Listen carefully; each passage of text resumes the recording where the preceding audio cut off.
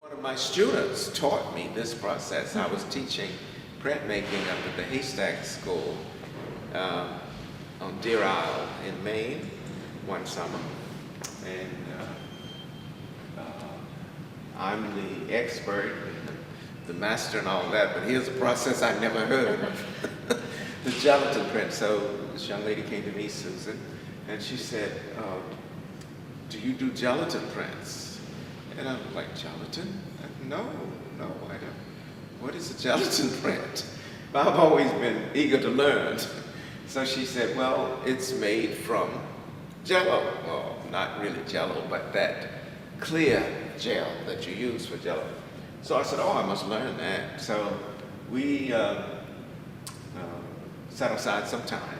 And what one does is you take like a cooking pan or whatever, a cookie sheet or something like that, and you make the regular gelatin just like you're making Jello, but it gets a little harder than the regular Jello, you know, that which doesn't have color in it.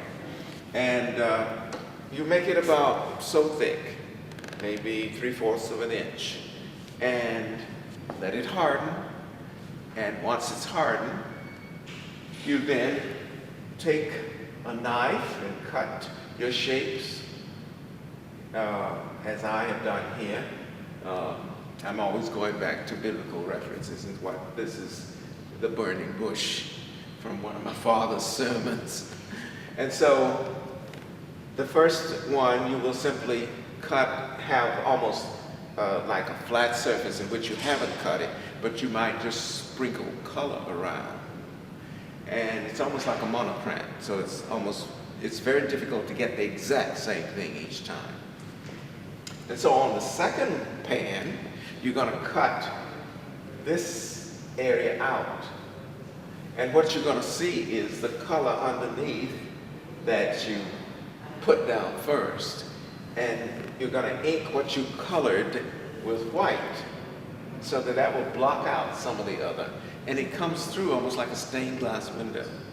And I don't know anyone else other than Susan's students who've done this process.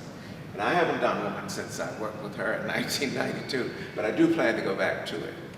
It's a wonderful, very monotypish type thing.